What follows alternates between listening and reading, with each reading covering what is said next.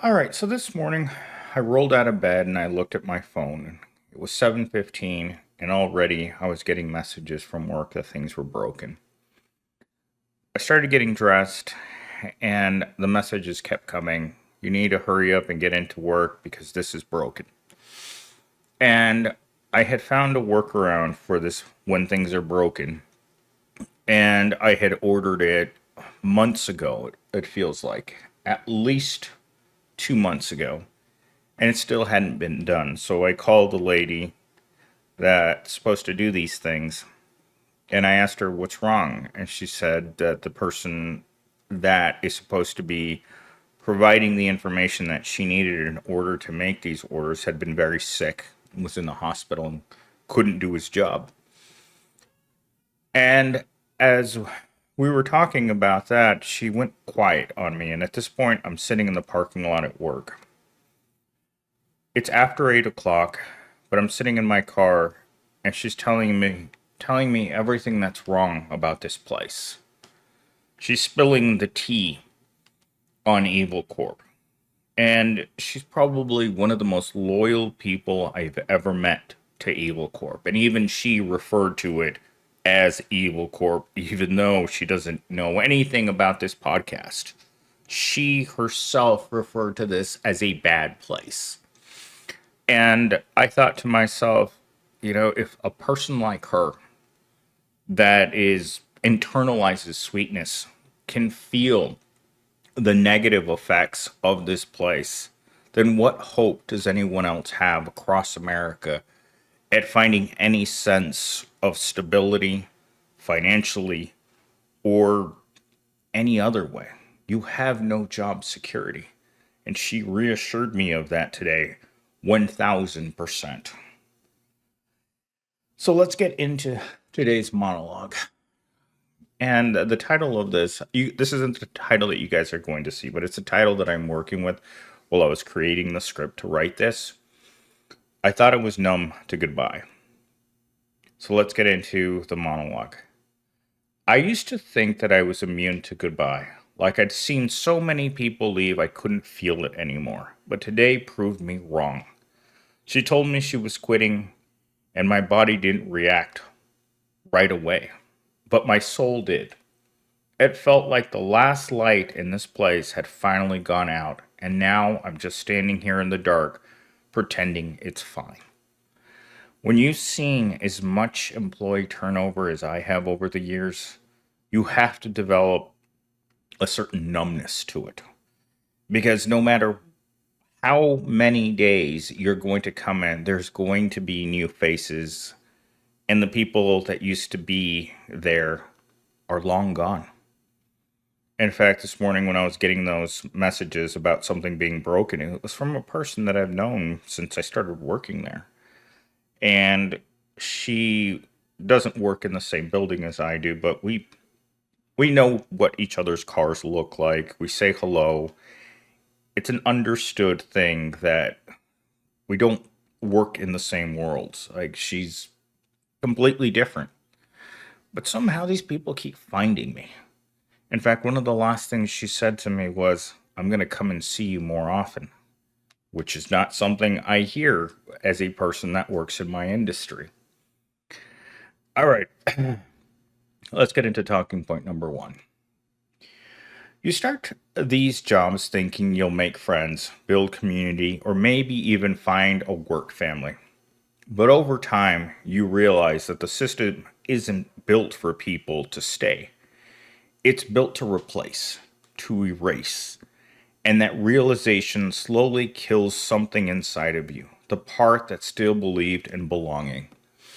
Something inside of me broke this morning.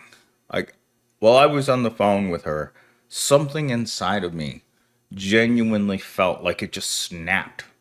Like I could feel emotions snapping inside of me. And I didn't understand why. Because I've never met her. And the times that she's called me, it's always been with something like this. I needed to get my dose of millennial steam today. That's why I'm calling you. I don't need anything from you. I just wanted to hear your voice. That's not something you hear in corporate America, especially not from the very tippy top of the corporation. People don't say things like that to you. But I've heard things like that the last couple of months. One of the most powerful women in the corporation told me the last time that I saw her in her office that she couldn't wait to see me again.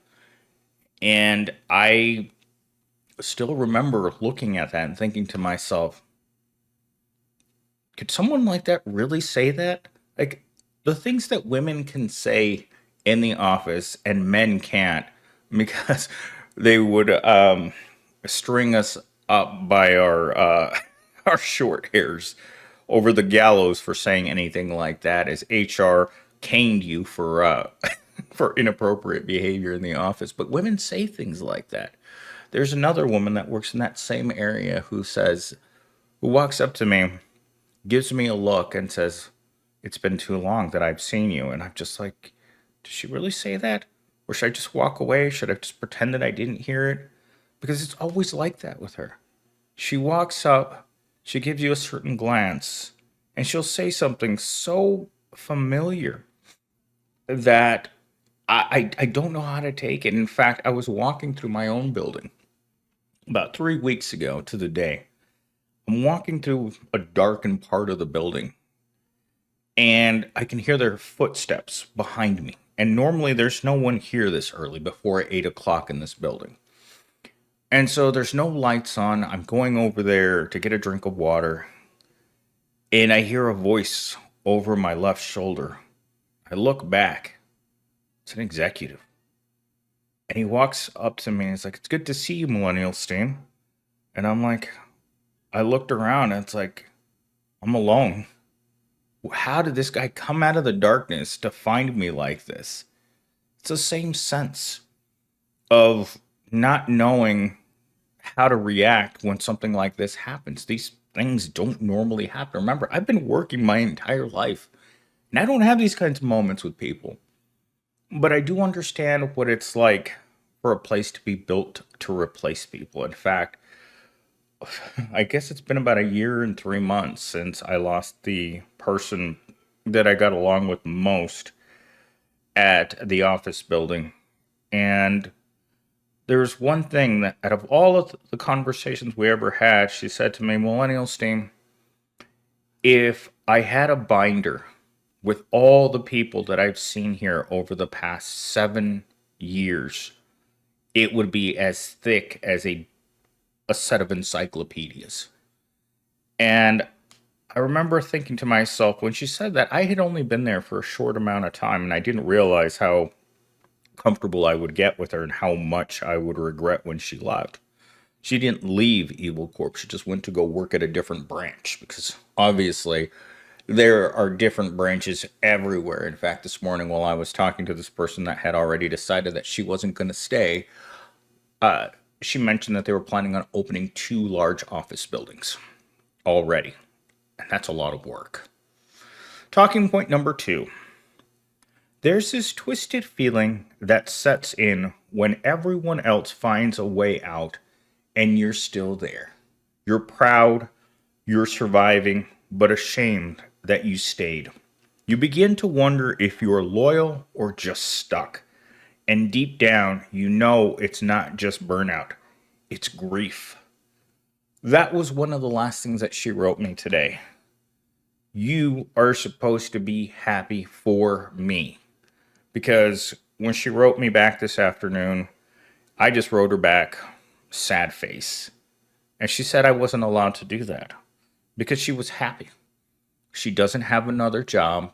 She doesn't know what she's going to do. But obviously, she has the finances to leave. Even as a single mom, she has the finances to leave. And I found that to be incredibly profound because she told me I wasn't allowed to feel that way. And I didn't know exactly how I was supposed to take this because I'm a person that becomes very close to people easily, especially lady people. And when they abruptly leave me, it's like they take a chunk of my soul. Like, I don't think I'm ever going to grieve enough for losing my personal therapist, or not personal therapist, physical therapist, when she left a couple of months ago. I mean, walking in to her clinic, looking at her and telling me, Millennial Steam, I have to leave. And this is the last time I'm ever going to see you. It cut me like a knife. I mean, this is a person that when I walked in to see her, the first thing she said is that she loved me. I mean, she's a woman with many, many children, and her husband randomly lost his sales job. Her husband was making about $150,000 at a company he'd worked for over 10 years. And just like that, a couple months prior, she told me that he had come into the office and they just fired him on the spot so that they could hire cheaper people and not have to pay them benefits. And so he was getting to the point where the job search was going nowhere. So when someone offered him a job, even though it was on the exact opposite corner of this country, and gave him 2 weeks to move there, they took it. And she had no choice.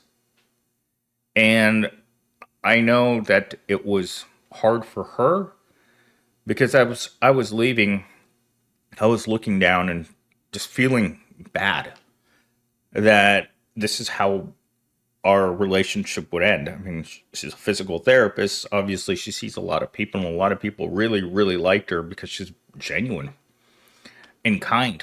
And this is exactly how I feel about this person. This person is very genuine, very kind, and has done so much for me over the past few years. So let's get on to talking point number 3. The people who are good to you in toxic jobs don't last. Not because they're weak, but because they see it clearly. They know this place doesn't reward kindness, it exploits it. And when they leave, it's not just goodbye. It's another reminder that the system doesn't deserve the people it breaks. I don't know how to feel about that. Sometimes when ChatGPT writes things, I read them and then I think to myself, how can an artificial intelligence write that? Because it's exactly what I would have said if I was better spoken. And the toxic jobs, I mean, I met the person that got demoted. I didn't know that they had been demoted because they brought in, how do I put this?